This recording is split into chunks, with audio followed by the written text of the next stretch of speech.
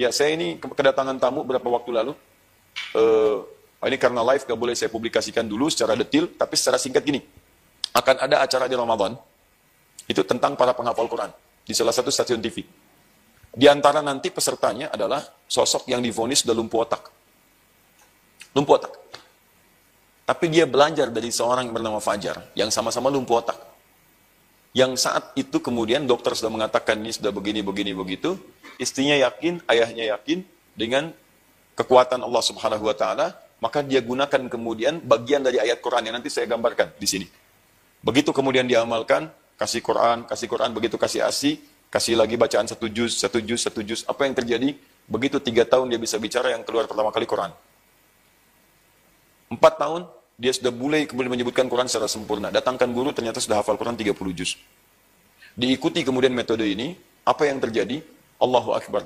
Ternyata ketika seseorang dekatkan pada Quran, diikuti oleh anak yang ini, dia dari NTB, ya begitu kemudian diikuti metode Fajar, ternyata bisa menghasilkan yang sama. Hafal 30 juz. Lumpuh otak, Anda bayangkan. Di bagian otak tertentu pun, kalaupun divonis dia slow, atau bahkan lebih daripada itu, dia bisa berpindah kepada cerdas atau genius. Stephen Hawking sudah nggak berbunyi keadaan dirinya. Tapi bagian dari dirinya kemudian dimanfaatkan sehingga memunculkan 5% bagian jeniusnya. Ini nggak ada manusia yang bodoh. Yang mau saya katakan adalah, kalau kita kembalikan ke sini, teman-teman sekalian, ini mesti kita rawat dan akan berpengaruh kepada ini. Ya, kalau mata salah lihat, kemudian tiba-tiba nggak bisa menerima respon, kena kemudian kendaraan, bukankah ini juga akan berpengaruh? Tertabrak, itu bisa mengancam kepada rohnya. Ya, maaf, menggunakan alat-alat tajam, atau mohon maaf, misalnya tindakan-tindakan dengan tembakan, melukai, membom, membunuh, bukankah akan menghilangkan nyawanya? Makanya ada keterangan di Quran, jaga masalah fisik, jangan sampai saling melukai, jangan saling bunuh, jangan saling macam-macam, hukumnya haram. Tapi yang paling menarik, orang lupa, ini pun perlu nutrisi. Ini ada nutrisi, ini ada nutrisi, ini ada nutrisi. Apa nutrisi dari roh itu? Itu yang disebut dengan ibadah. Itu ibadah. Makanya kalau orang nggak pernah ibadah, maka rohnya nggak mendapatkan masukan. Lemah dia. Seperti ini sakit, ini pun bisa sakit. Coba Anda lihat teman-teman, fokus baik-baik. Masih ingat? Di dalam roh, jadi nafas. Di dalam nafas ada berapa sifat? 2. Satu apa? Takwa. 2 apa? Nafsu. Nah, fujur atau nafsu. Makanan roh ini, kalau pengen baik pengaruhnya. Nih, baik. Kan roh yang memberikan instruksi, masih ingat? Roh ngasih instruksi kepada fisik, lihat. Kemudian bicara.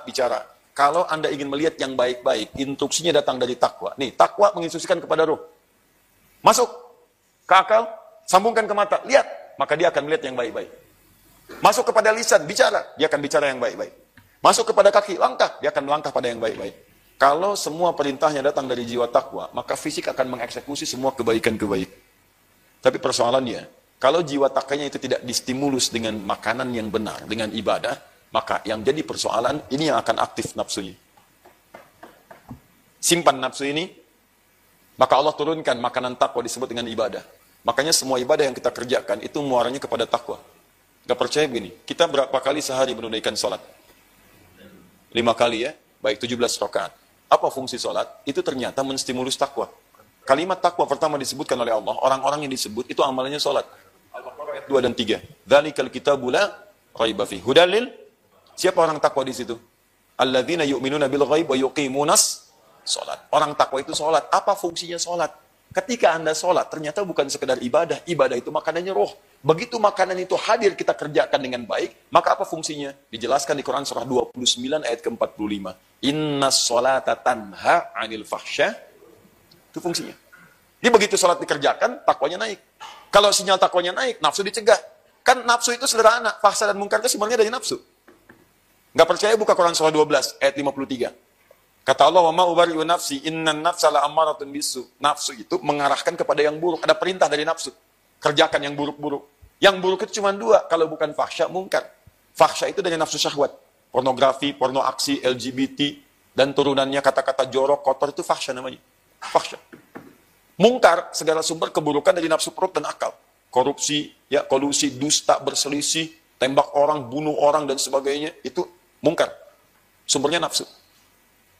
Jadi mustahil ada orang sholat, itu berkata kotor, mustahil. Kalau orang ada nggak sholat, dia katakannya kotor, karena nggak sholat. Tapi kalau orang sholat kemudian berkata kotor, pasti ada yang salah dengan sholatnya. Mustahil.